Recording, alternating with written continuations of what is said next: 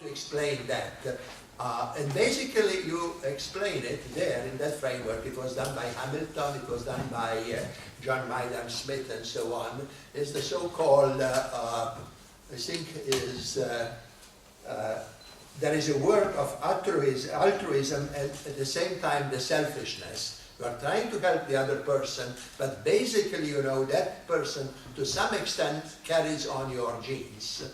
For instance, when somebody like me is jumping there to save a child, obviously I know that I can expect some 10 or whatever years. That child expects 60, 70, 80, 90 years, and I have to do this, and this is somehow deeply me. Now, obviously the leader has to do that. Now, on the other hand, when you see the pattern of all of the leaders, you can remember the time, for instance, of Alexander the Great, for instance, who was leading the charges, many charges he was leading. On the other hand, most of the commanders-in-chief nowadays, most even of generals, would stay behind. They would not sacrifice themselves, partly because of the fact that their position, their activity throughout the battle is important. So the answer to your question, to my humble extent of understanding psychology, as I told you, I'm a physicist. Physics is an easy subject, you know. Everything there is simple. Psychology is one of the most difficult ones, very, very tricky. I have one friend who is a psychologist, another who just left, Gary Jacobs, and to top it all, my daughter is a psychologist, so you see I'm surrounded by psychologists. And psychologically, of course, this is a very difficult question, and I think maybe you could add to somehow rescue me out of my ignorance. Well, if you look at from the point of view of psychology, we know that human beings are characterized by living into a world of meaning. That's really what makes us human. Well, other mammalians are certainly able to be generous, but they live in an automatic program evolution.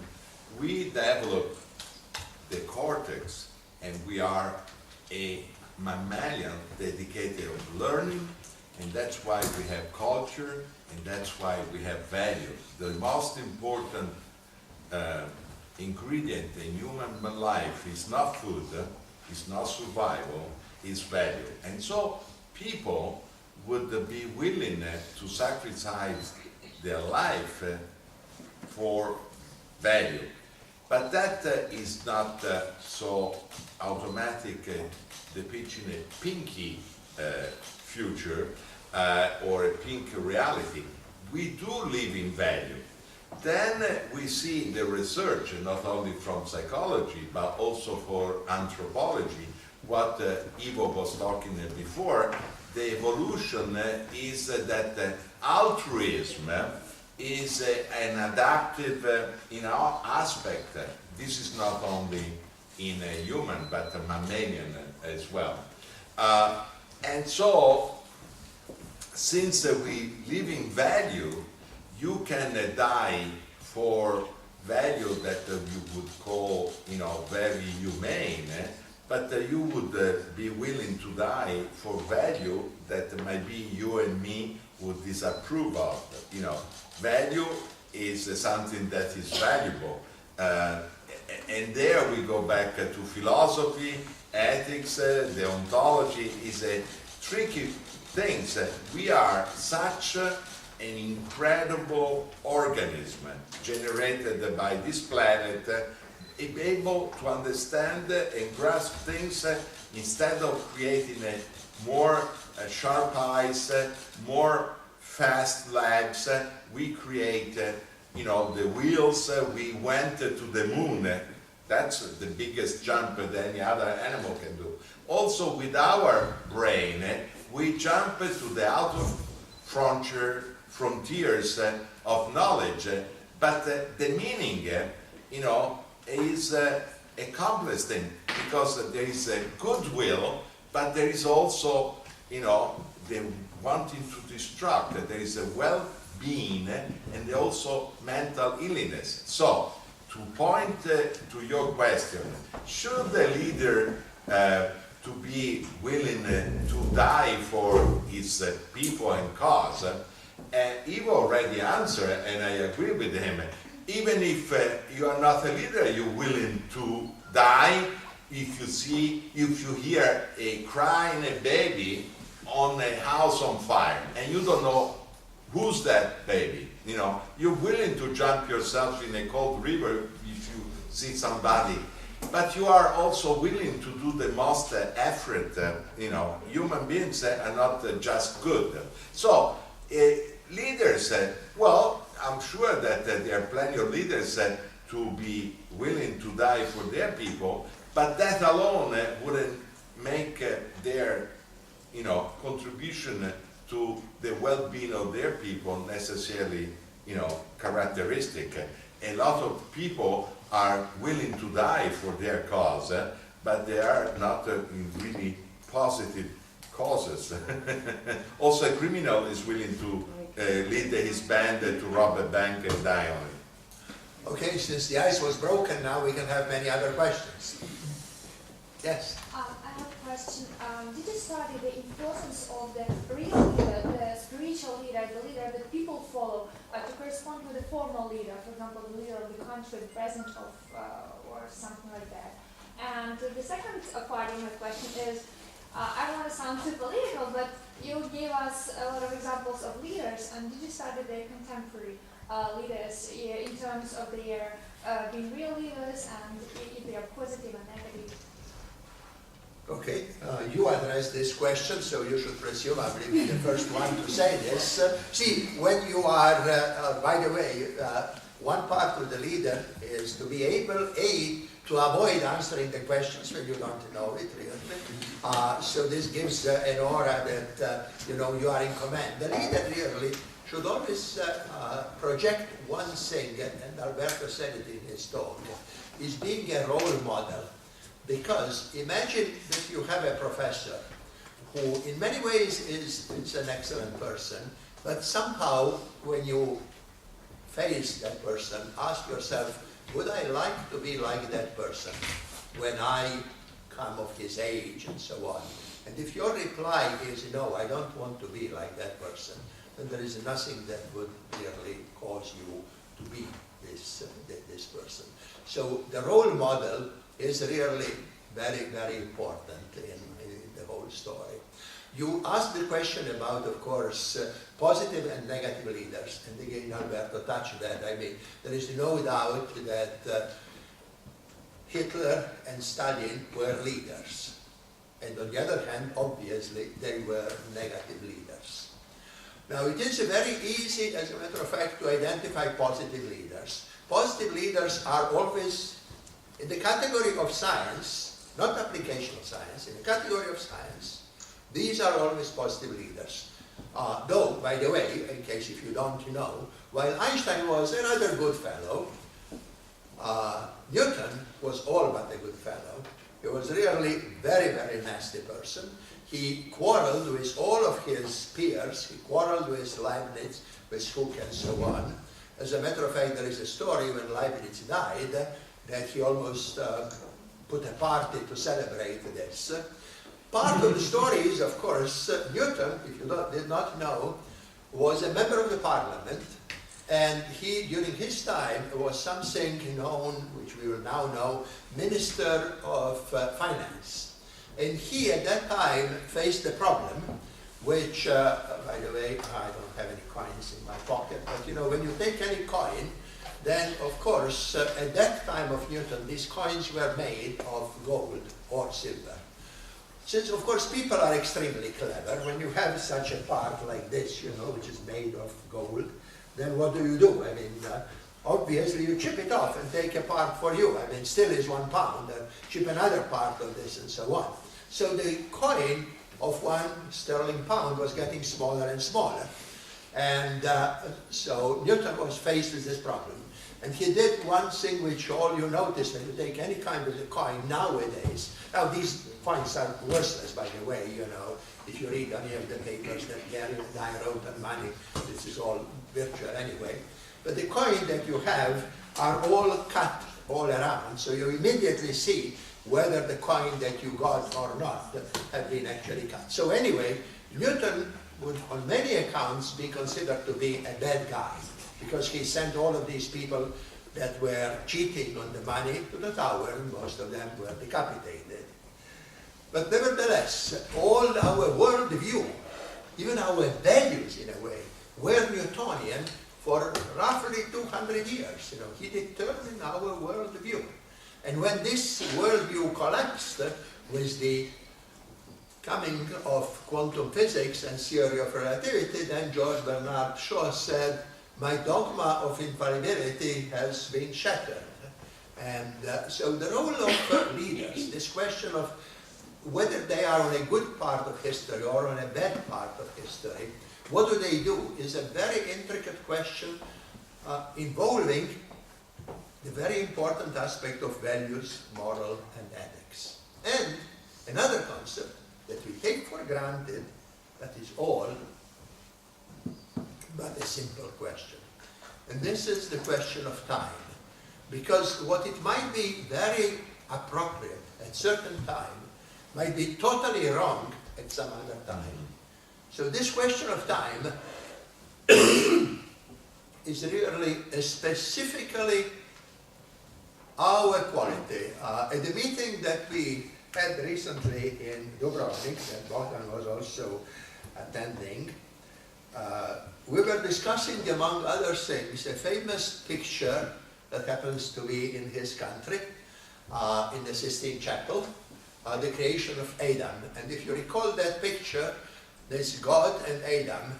They are almost touching each other. Their fingers are separated by a little bit. There are all stories about this thing.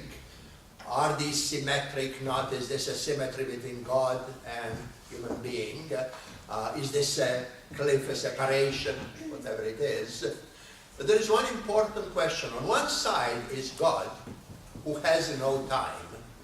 On the other side is a man, human being. I'm sorry to use the word man, but this is, you know, very chauvinistic in me coming out.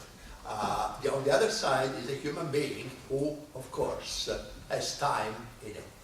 And that time gives us, the Greek noticed that very well, two dimensions. One is a chronos, tiki-taka, second, day, year, and so on. The other is another Greek god, kairos, the opportunity. Don't miss the chance. This is what we have. History gives you certain chances. It is us, it is now you, to take the full advantage of what the history gives you and make it to the best. And the true leader is the one who can do this properly somehow. So, sorry, long answer, not quite correct. The best I can do, sorry. Alberto, you want to help? No, I would subscribe to what Okay, let's hear other questions. Questions are better than answers, of course, as they always should be. May I ask a question? Yes.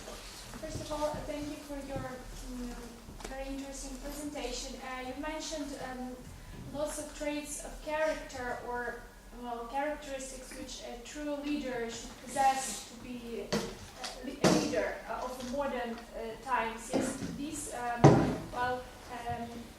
traits are mainly dictated by this new trends of globalization and, of course, of some old traditions of human value and so on. But when talking particularly about Ukraine nowadays, as an example, we had we are living through very difficult times now, but these are also the times of opportunities.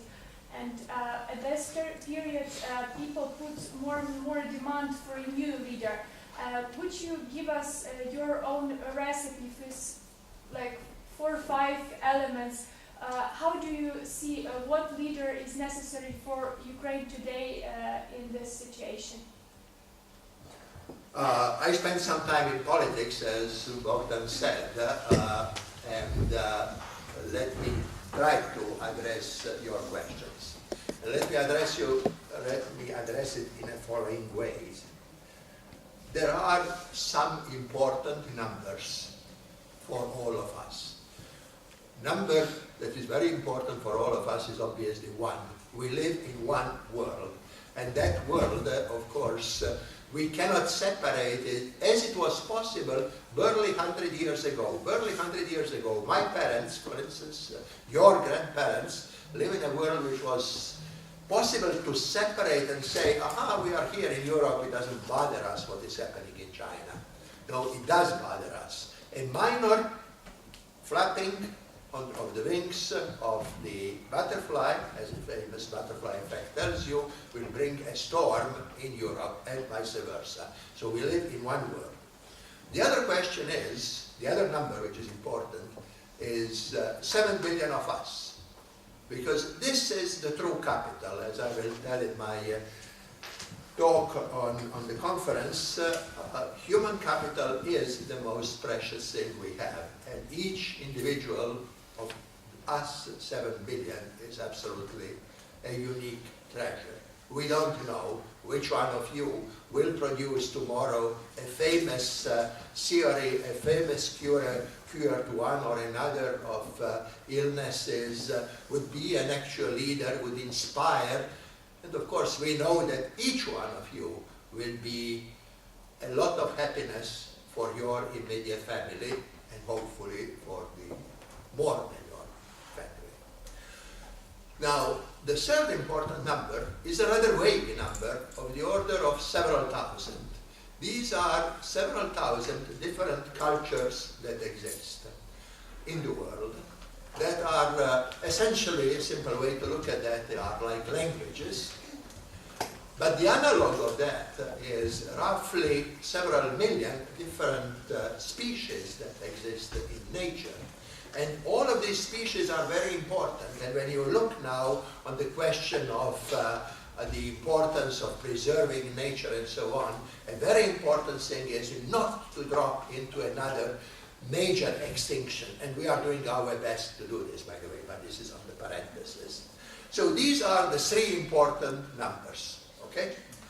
Now, Darwin, in his famous book, and he was characterized as a very ungodly person and so on, a person who took us from the special pedestal and reduced us to a level of animals, actually uses the following sentence, which I will try to quote. He said, as humans developed, we started first feeling the immediate group around us, our family, our friends, and so on, and then that enlarged to what we call the now nation state, nation sovereign state, or cultures. And then, of course, he said, as people are becoming more and more connected, it's only normal that the famous golden rule, which is deeply embedded in all of our religion, and that is the famous statement, love thy neighbor, as you expect that neighbor to love you, that actually extends to the entire world. So, in a way, actually, a leader of any country and the leader of Ukraine should satisfy the conditions of meeting the demands of all of these three numbers. It's absolutely necessary to take care of Ukraine itself, because this is your responsibility. You are in this particular building. If fire starts in this building and there is a fire in another building, what is our duty? We should not run there. We should take care of this. Why? Because we are here. It is just simply our responsibility. We waste time by going there, right? So there is no point in getting into that when we have a problem here, which we should be solving. So there is no doubt that Ukraine is your responsibility. So people who like to look at the political sphere as right and left would say this makes you an extreme rightist. Of course, that makes me an extreme rightist, because this is my responsibility. I'm responsible for keeping my immediate group of people, as I'm responsible as a father, grandfather, and so on, to keep all of my family together. Because if we don't do that, we destroy one of the pivotal several thousand different cultures. And we are already seeing that many of the cultures are disappearing because of various reasons, okay? We can go into that, discuss that, but that is beyond the point at the moment. On the other hand, looking at Ukraine as something which is isolated is absolutely wrong. Ukraine is a part of the world. And you cannot really think of Ukraine as in a model which is typically looked as we against them. Because what does it mean? It means that we have enemies. Do we have enemies? Absolutely, we have enemies. We have many mistakes that have been made and that we have made. We have many, many problems, and we will discuss them. Some of these problems have been made independently of us, but for some, we are responsible. Let me become personal. You know, there is a famous phrase from some literature, maybe it's Goethe, who said, I'm human and I have made all human sins. And when I read it, I thought, oh, gee, that was very good. Let's see, did I make all the human sins or not? And I went through the list and concluded very proudly that I missed one of the sins, which I was very proud I missed, namely I was never in a position to kill another person. Which of course, since I went through about 5 wars in my life, you know, is actually, it was almost natural that I would kill somebody. So I was very, very happy when I concluded that to my knowledge I absolutely did not kill a single person. Then of course I started reading, and there is something called Happy Planet Index. And Happy Planet Index tells you are you behaving properly or not in terms of various things. So I said, no, I very rarely use the car. I don't do these things and so on. So on the Happy Planet Index I was very good. Until it came the question, how much did you travel by airplane this year? And I have to admit that basically my hometown is the airport, and that I'm constantly somewhere on travel. And then of course this immediate program tells you that I have been responsible, really responsible, for the deaths of many people.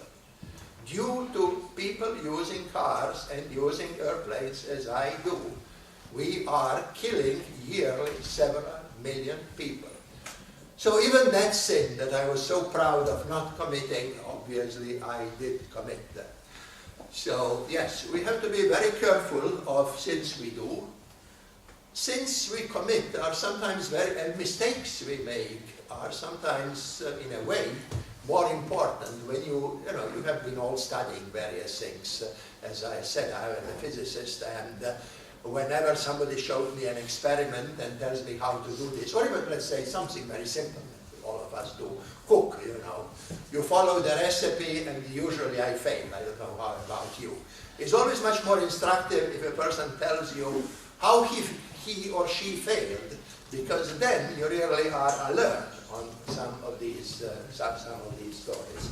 So for a true leader of any country, the important thing is obviously to take care of the entire picture. Stop thinking of them and us, and consider on what are our true problems. And we have true problems. One of them is this: can we do with less traveling? Yes, we can. It's very nice to travel, but we can reduce it. We can do various things, email, webinars, Skypes, and so on, and still be in touch with people. But then there is a third number which I said, and this is 7 billion. And it means not only abstract concepts like the entire world, or to some extent abstract concepts like Italy, Croatia, Ukraine, and any other country, but each individual human being is the person that a true leader has to take care of. And when you look, for instance, a famous general like Napoleon was, when in a battle of Borodino he said, the dead body of an enemy smells good, there is something rotten in that expression. He was certainly a genius in strategy and building, as was Alexander the Great, as was Caesar and many, as was Genghis Khan. But a death of any individual human being is not what we now, in the 21st century, stand for. It is individual human being with all her and his pluses and minuses, which is necessary. So I think these are some of the, of course, this was my humble addition to an extensive list given by Professor Zukkoni, who gave you all of the things what a proper leader should do. So these are just minor commentaries to this. Happy to some extent? Okay, I see the motion. Yes? Two short questions to Mr. Альберто. Mr. Альберto, can you give some advices, would you give some advices to someone for ensuring his leadership position for a long period? That's the first question. And the second question is, what are you doing for developing and growing as a leader? Well, for the first one, I repeat the question because you didn't speak up. I don't know if everybody heard it. What is the possible way for a leader to grow as such and also to retain his role as a leader within his constituency? Well, it shows, so it's not so much what I think, although I think it's what we know. What we know is that a leader, no matter where is the leadership, that is in a flexible, because sometimes the external conditions are too impacting. But I say, in normal condition, a leader retain the trust of his people and the position of a leader because the people feel that he's a leader and have a trust in him to lead in a way that would fulfill their aspiration. So, in another sense, is to remain able, in my terms, to understand empathically its people and to also want to go in that direction. There are instances that you might not want to be a leader because the people want to be led in a position, in a direction that you don't want. So I think sometimes for a healthy personality, would be a positive trait to be wanting to be a leader until you genuinely feel that you serve a vision that you share. Nowadays, politicians, I know several politicians, and I don't think that the cliché are accurate, but they say something about it. I have noticed that, just talking informally at the table, how they're more worried to remain in power in the role of leadership than to have a meaningful life.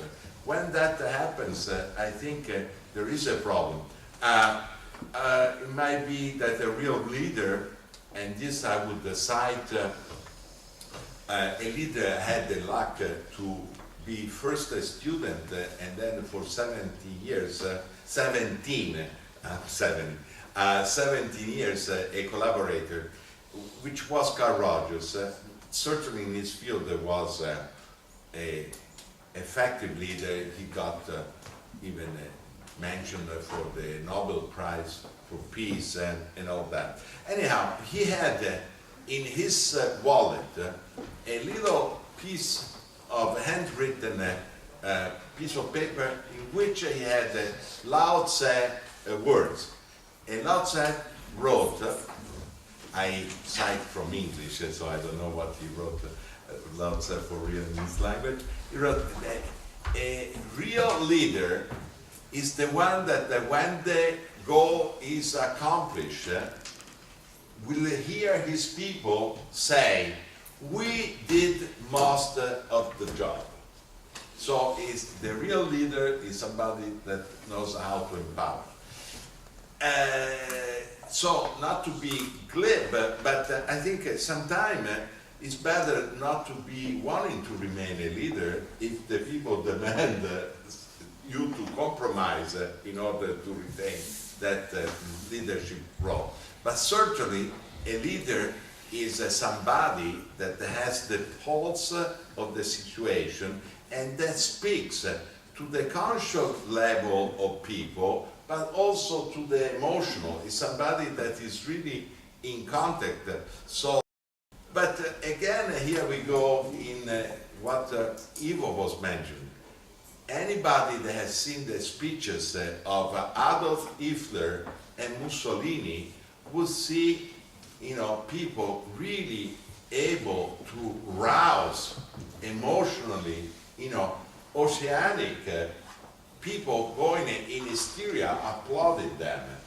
But unfortunately, this is not showing the best of leadership nor the best of followership. So, we have to be aware that we do not have just a good leader, that not all the leadership roles are functional, and that to remain in the role of leadership doesn't necessarily mean that you are a good leader. Sometimes it's good to step out and say, no, I don't share this vision, I don't think these are necessarily needed. But certainly, every leader that remains a leader remains in deep contact with the needs and the empathic communication. A good leader has to be a very effective communicator, that's for sure. And the second point of your question, now I forgot. It's about you. What are you doing for developing and growing as a leader? You becoming a leader, you being a leader. You, a leader. Well, He's a leader. well, that's interesting. I'm not prepared to answer. I don't know. Well, I've been, as a kid, I was a leader in the Catholic Action in Florence, where I was born. So I think, in a small way, what I do, well, I don't know how it's going to sound, but I know that I'm going to die, and I knew also when I was young. I try, not always to succeed, to be honest with myself and with the people. And I feel that something, I have not done anything in my life that I really regret and feel ashamed, except one. Not to have understood when my mother became with Alzheimer's, so I would get really upset with her because she would fire even 3 maids and that was not a role of leadership, but in terms of what I have done in life, I have no regret. And people have followed me, it's true, in a small way, and I never took advantage of my role. This I can say. And so I would say that I can die, not that I wish that tomorrow I'm dead, but I can die with no regrets. I don't know if that is a recipe or not. Certainly would work for me. Leader or not, it's not that important for me. I've been very willing to follow. That's, for example, he's a leader, and we follow him. I don't feel diminished if I follow him. See, also, if you want to be always in the leadership, there is something wrong. It's like making love. Doesn't matter who's active at the moment. The point is that it works. That is like singing. It doesn't matter what is your role. If you don't really worry too much about power, that's the really powerful position you have in life. Not to be power dependent, I would say. But maybe you could give your answer on that. On singing, yes. Singing actually is something that is done as an individual, and sometimes is much better to sing in a choir.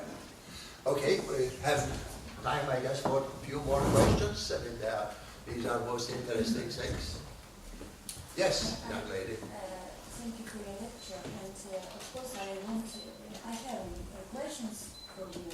I want to thank and I want to make some results of our lecture, and I want to say that, for my opinion, a leader is a person who serves people, and we have to understand that leader and boss are different things.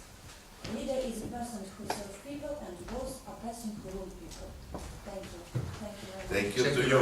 Thank you very much. I think that this is, the summary is actually the greatest things that we got from this lecture. I hope that most of us do appear more as leaders and less as bosses. As a matter of fact, I'm not sure if either one of us knows how to be a boss. When I was elected president, because though I knew some of my predecessors, I realized at the time it's really very different, so that there are some things that have to change. There was a question, of course, what are the role of the president? And so this is part of the history of the World Academy, and we conclude by that. So I said, whatever any of the fellow of the Academy suggests, any initiatives that she or he makes, I will just simply follow and support that. And if I think that that initiative is wrong, then maybe I can slightly modify this. And rather, therefore, than being leading and being boss, the idea was to support everybody else. When I was saying about the initiative of the fellows of the Academy, I was tempted once again to fall into a trap of male chauvinist pig and say, but let me come to that mistake. Just because in any academy that I know of, national or international, unfortunately what we have is we have a considerably larger number of men over women. In the World Academy, as I said, there is 650 of us. There are less than 60 women. In Croatian Academy, in Italian Academy, in European Academy, in Royal Society, and so on, there is always this ratio of basically 6, 7, 8 to 1.